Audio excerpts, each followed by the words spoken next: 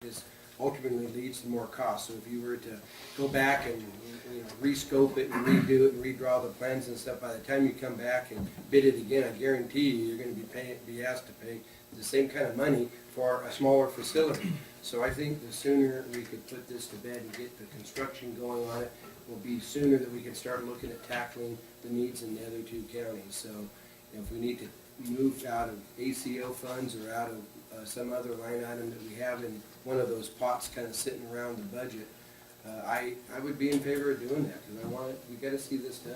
And the Mental Health Services Act was about 3/4 or about $800,000, and we allocated funds out of it for the upgrade to the one-stop down in Hurlong, and then also some, I think, with bathrooms, some other work to be done over the one in Westwood.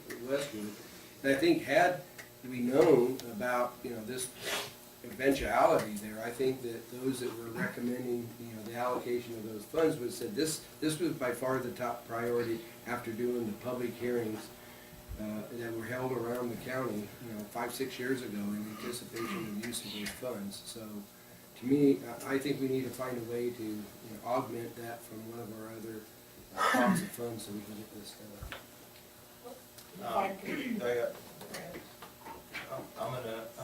I'm gonna go to the public, but we're just gonna have a board discussion. We'll open up public comment. This part of the meeting is gonna be the board members' questions of the staff report. From my side, I mean, we're getting $500,000 from Melody's budget from the state to do this. And I'm of the opinion that we need to, well, a couple of things I'm of the opinion of. One is that we should, as you stated, there's things in here that we may or may not need, was your words. And I think we should try and design a building that fits the needs of the community for $500,000. The other thing I'm of the opinion of is that this shows exactly what we're up against if we snub the people in Hurlong. I mean, we're talking about, we're talking about $600,000 to $800,000 to build 3,200 square feet. That's before furniture. So it just cracks me up the way we're talking about how high the electricity is down there as a reason to not stay, and then an hour and a half later we're looking at bids of $800,000 for to build 3,000 square feet. But anyhow, call me crazy. One of the options that you list, Pete, I agree with you that I don't think it's where you say accept the bid and work with them. It says here with the $586,000 with the intent, of attempting to work with a contractor to delete. I mean, I think once you accept the bid, you accept the bid. Yeah, I mean, you can go in there and try to do it, but it's problematic. Yes, and that's 586 without change orders, and change orders are a part of every single thing. So this isn't really a 586, but this is a $680,000 project, almost $200,000 over the budget. Depending on what you want to throw at change orders, if you take 5 or 10% of the bid price. Yeah. So, I mean, as much as I want to see every segment of the community gets looked after, I mean,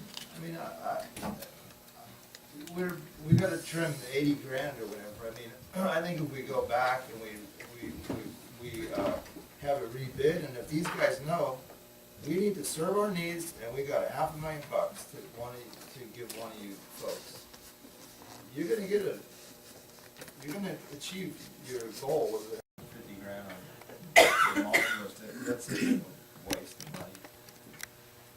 Is to do a few little changes, keep the integrity of the project still intact with those few little changes, and when we rebid it, we tell you that you guys were all over our budget, and what's wrong with telling them our maximum? We got 495 grand of budget. That's our maximum. That's the maximum. There's a few changes and rebid it. Is this a metal building? You get it done. Pardon? Is this a metal building? No, it's a wood structure, wood frame. Interview them all. Whoa. And then you get the building done for budget. Maybe it doesn't have too little thing. Because I mean, people want work, and this 586 guy is going to come down to a 495 guy. I mean, that's just the reality. Yeah, but if he has to pay prevailing wage where he's gonna make the cuts instead of materials, Yeah, he's And, gonna make cuts in, it's gonna have to be cuts in the it's contract. gonna be pretty shoddy. What I'm saying is, well, he's gonna have to be to do it to code, and we make a few little changes, things that you can live without, but still without, you know, you still want a nice place, but a few little things, like you said, you may do without. And be upfront with these guys and have them all rebid, and one of these guys is gonna want the work bad enough to come in at the price. You know, when I built the Mark, the cost of a metal building compared to the cost of a wood building was huge. The metal buildings was much cheaper.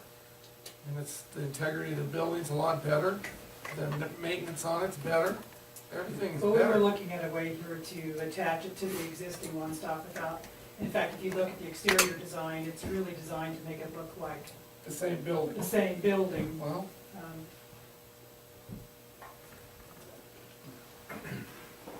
I'd like to see the modular thing come back if we could, Mr. Chairman, so we can look at some alternatives. yeah. Okay, I just need to give the public to weigh in, so if we're finished up, I'm gonna turn it to the public. You've got some, yeah. Eileen, I think you had your hand up a little bit ago, you wanna go first? Sure, go ahead.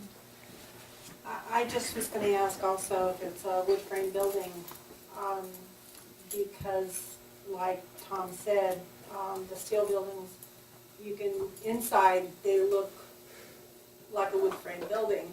The outside obviously is steel, but it's a quarter of the price. That it would be to do a wood frame and you'd still have the same facility in there. And I know that you ask a contractor to come down $100,000, you're not gonna like the building, I can tell you from experience. And the change orders are gonna eat you alive, because he's gonna go in there and take advantage of the county and say, oh, I didn't know you wanted to change that, this is gonna cost $35,000. And it's just gonna climb right back up again. That's just how the industry works. And I really think you would like the metal building, because they do a very good job of integrating it in with a wood frame that's existing. And you get everything that you want, and it would be way under your budget. And I'm not opposed to metal building, but one of the things we're up against now is that every time we mess with this drawing, we have to pay the engineer. If we look at a metal building, we gotta pay the engineer, and then I have even less and less money for actual, so How much did these drawings cost us? Oh, sure, they're 10, maybe around 10,000 or 15, something like that. Okay. Well, someone else had a, just take your name. My name's Ryan Herron. I'm a labor rep for UPEC 792, and we represent employees who work there. And I'm here Employees who work at the one stop? at the one stop. Okay, okay. So I'm here to speak today on behalf of Ana Luisa Orozco. She's a mental health worker who works there. She wanted to be here, but she couldn't be on doctor's orders. The doctor recommended her not to come. So I've given you a written statement that I'm going to read from Ms. Orozco, as well as some pictures of her office in the one stop there that I took. Dear members of the board, I am writing this letter to offer my input into the discussion regarding the construction upgrades to the Big Valley One Stop, which I have been informed will be on your agenda today. I regret that I cannot appear in person, but my doctor has advised me that it would not be good for my recovery to do so. I'm writing as a community member, a resident of the Big Valley area, and an employee of Lassen County Behavioral Health, providing services at the Big Valley One Stop. I am presently on medical leave for a health problem exacerbated by inadequate working conditions in Big Valley and the indifference or incompetence of this administration, which seems to be either unwilling or unable to do anything about it. I have been providing services to the Big Valley community in various capacities since 2001, while at the same time improving my education to provide better services. I started working for Lassen County Mental Health in 2007, providing services as a caseworker.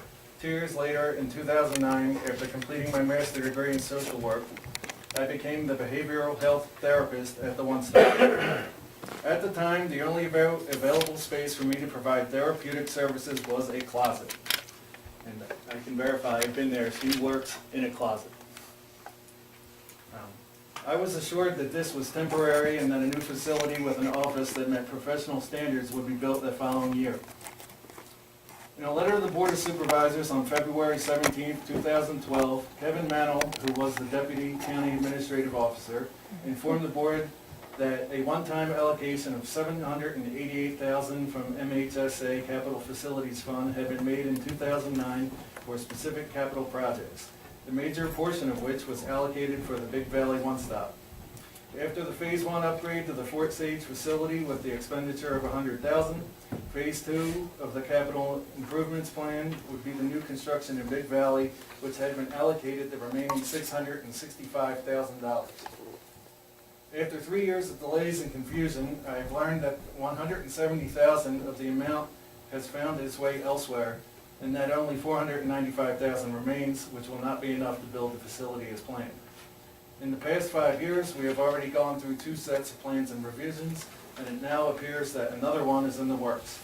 If past experience is any measure, by the time the new plans are approved 5 years from now and bids are called for, another $100,000 or more of available funds will have disappeared, and the much-needed Big Valley One-Stop expansion and remodel will never be completed.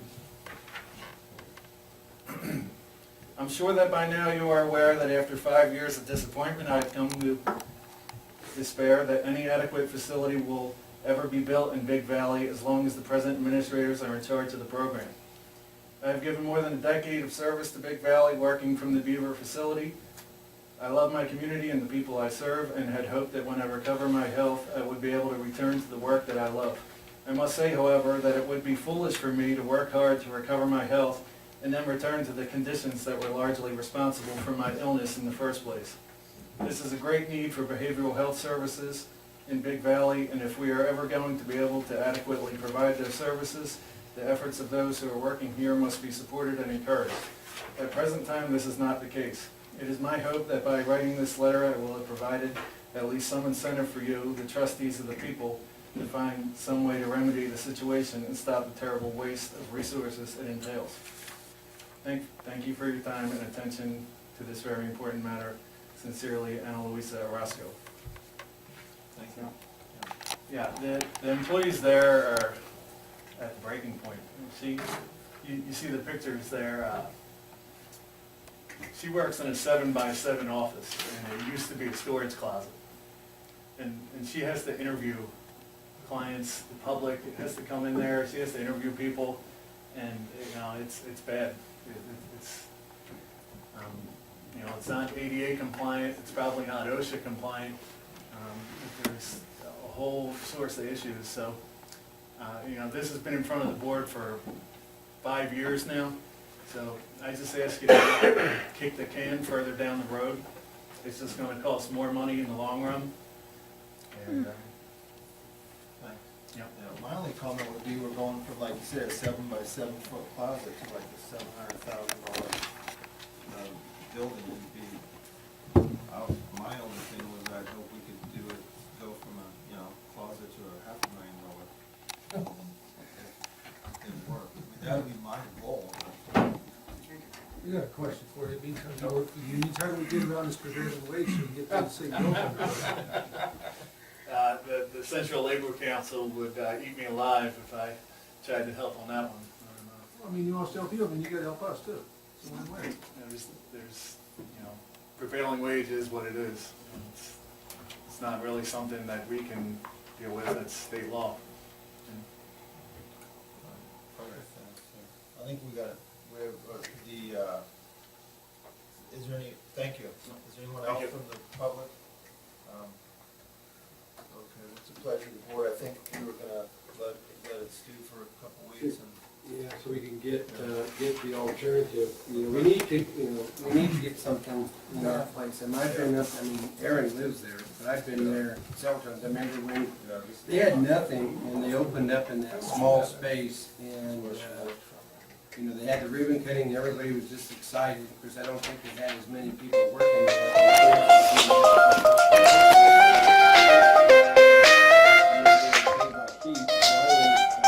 Started a big old bonfire outside, and every time we go up there and do a board tour and stuff, we always have a bonfire next door, so they always have something to eat, but it's a small building and it needs to be, modified and large, maybe instead of trying to tack the two together, maybe you can have the one building and right next to it, you don't have to necessarily make them be one facility, that adds